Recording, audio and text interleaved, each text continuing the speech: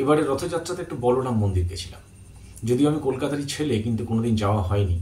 তো ইচ্ছা ছিল জীবনে অন্তত একবার দেখার, কারণ শুনেছি যে এখানে রথযাত্রাতে স্বয়ং ঠাকুর নিজে এসে রথের দড়ি টেনে গেছেন। তো বুঝতেই পারছেন প্রচণ্ড ভিড়, মানে সেখানে ভিডিও তো দূরের কথা, একটা ফটো ক্লিক করারও কোনো সুযোগ খুব একটা পাওয়া যায় না। তবুও তার মধ্যে থেকে আমি যতটুকু পেরেছি চেষ্টা করেছি আপনাদের জন্য একটা সামান্য হলেও একটু ঝলক নিয়ে আসতে। কারণ আমি জানি আমার চ্যানেলে এমন অনেক মানুষ আছেন, দর্শক, যারা হয়তো যথেষ্ট বয়স্ক, তাদের পক্ষে এখানে গিয়ে দেখা হয়তো সম্ভব নয়। প্লাস অনেকে থাকেন যারা বিদেশে, তাদের পক্ষে তো কোনোদিন আসা সম্ভব হবে কিনা জানি না। তাই আমি যতটা পেরেছি এই বিশেষ মুহূর্তটাকে সামান্য হলেও একটু ধরবার চেষ্টা করেছি। এই হচ্ছে সেই রথযাত্রা যাতে ঠাকুর নিজে অংশগ্রহণ করেছিলেন, এবং এই বারান্দাতেই কিন্তু ঠাকুর রথ টেনেছিলেন। কথা বলতে পাচ্ছি যে 1984 সালে উল্টো রথের দিন ঠাকুর এই বলরাম মন্দিরে রথ টেনেছিলেন। এবার আপনাদের সবচেয়ে গুরুত্বপূর্ণ জিনিসটা দেখাই। এই হচ্ছে সেই মূর্তি, যে মূর্তিটা ঠাকুর নিজে রথে টেনেছিলেন। এটা হচ্ছে সেই মূর্তিরই ছবি। অরিজিনাল মূর্তিটা উড়িষ্যার কোঠারে স্থানান্তরিত করা হয়েছে, কারণ কোঠারই বলরাম বসুদের জমিদারিটা ছিল। কিন্তু সেই মূর্তির যে প্রতিকৃতি, যে ছবিটা, সেটা বলরাম মন্দিরে রাখা আছে।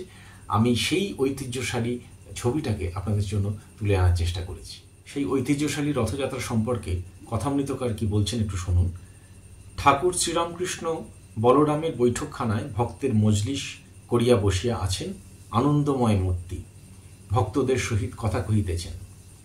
আজ পুনর্যাত্রা, মানে আমরা যেটাকে উল্টো রথ বলি আর কি, বৃহস্পতিবার আষাঢ় শুক্লা দশমী, ৩রা জুলাই 1884।